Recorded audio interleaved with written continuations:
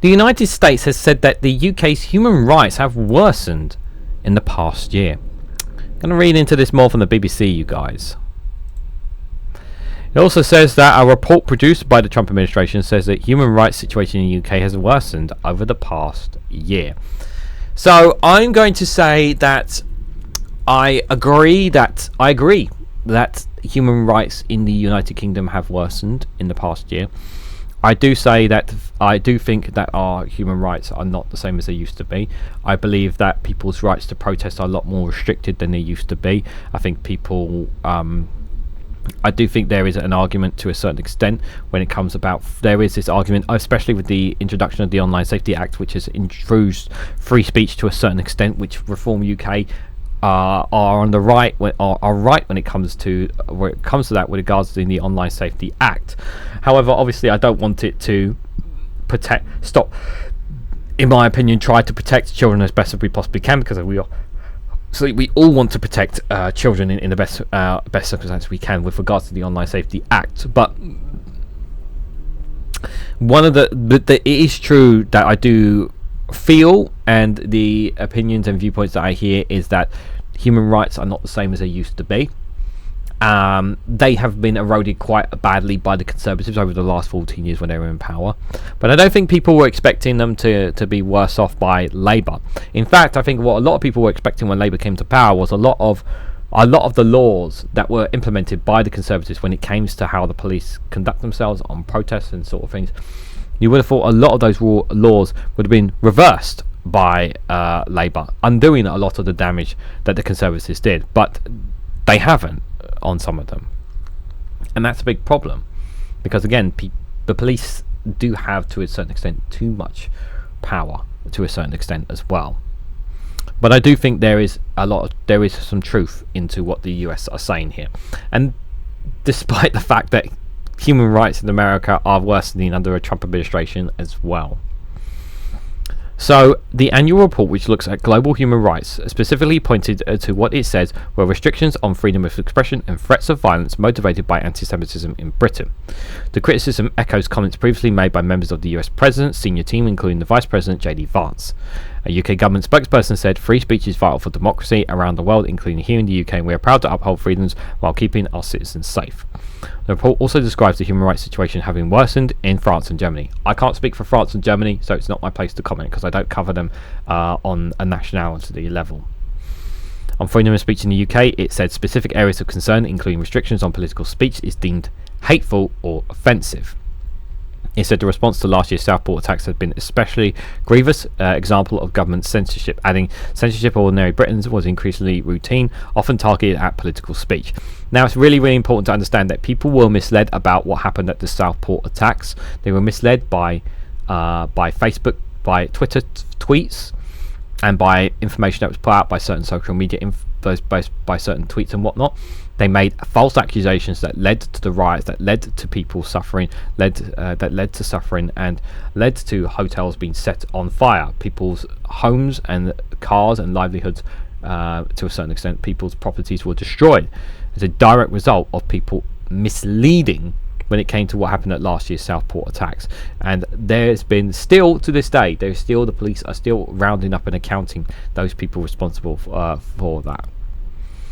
3 young girls were stabbed to death at Taylor Swift dance class by 18-year-old Axel Robodica in July 2024. A peaceful vigil was held in the town the next day, but misinformation spread online about Robodica, which led to violent protests.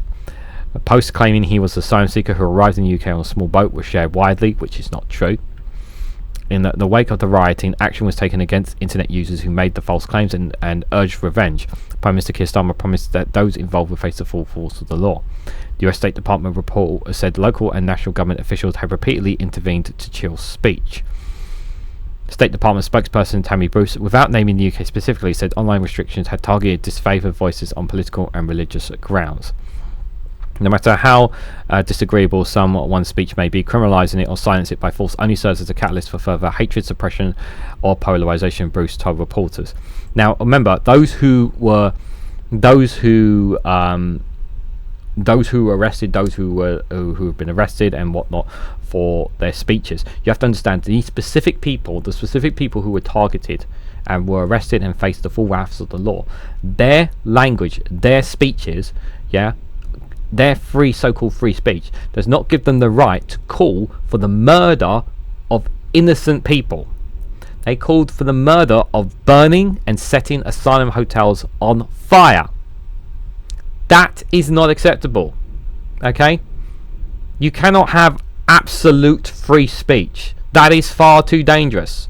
Yeah? If you have someone on Twitter consistently calling for the assassination of Donald Trump, do you think that they would say this about this person?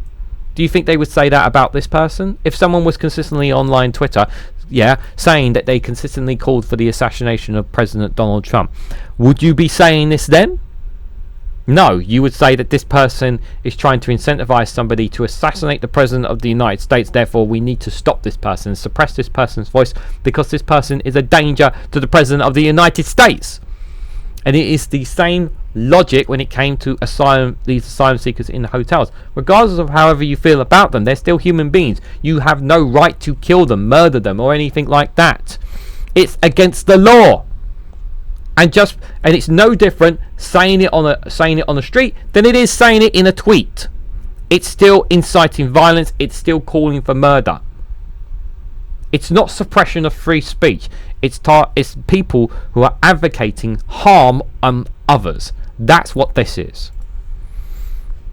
The report also points to buffer zone laws which prohibit protests outside abortion service centres, and public space protection orders. Powers local councils can use to ban certain antisocial activities. Scotland implemented 200 metre, 656 feet buffer zones in September 2024. A month later, 150 buffer zones were put in place around abortion clinics in England and Wales. When they were introduced, Safeguarding Minister Jess Phillips said, "We will not sit back and tolerate harassment, abuse and intimidation as people exercise their legal right to healthcare." In April, a woman was convicted of holding a sign reading "Here to talk if you want" outside a clinic in Bournemouth.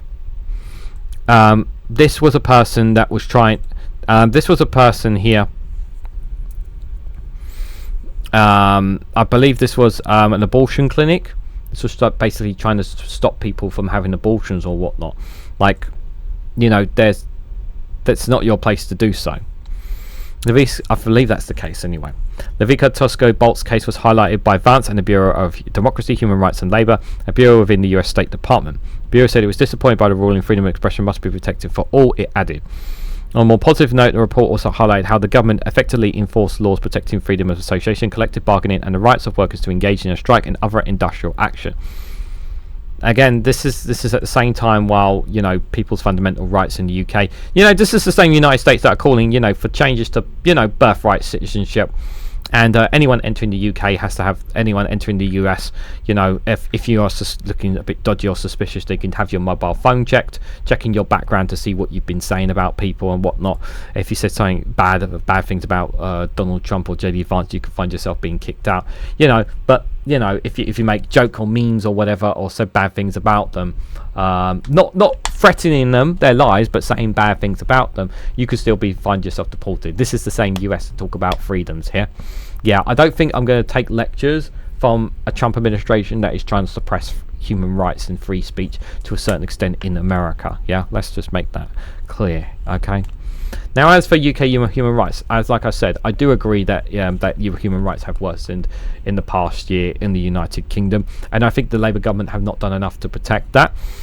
I think that they were right to crack down on those in the Southport riots who incentivised violence, especially those online, to do so, and I commend them for doing that. But they need to do more to do more on this, and they need to find the balance. Do I trust the Labour government will get it right? I don't think. No, I honestly don't. They have that. There's my. I'm certainly not a Labour person, as people know. But I would rather say right now that I feel much better than I do right now here than I do in the US, considering how the Trump administration is treating its people, I will say. But do I think human rights have worsened in the past year? Yes, I do agree with that assessment. But maybe some of you disagree. Maybe some of you think that the human rights is not as bad as it used to be. Maybe some of you agree with me. Maybe some of you think that perhaps no, it was a lot worse under the Conservatives and it's gotten a bit better under Labour. So let me know your thoughts and more on all this down in the comment section below. If you found this video interesting and informative, hit that like button, share it across social media, subscribe if you haven't already. Check out Rumble and Patreon for exclusive content on those platforms as well. If you want to financially support me in the work that I do here, you can do so by becoming a YouTube member for as little as 99p. So thank you all so much for watching, and I hope to catch you all very, very soon.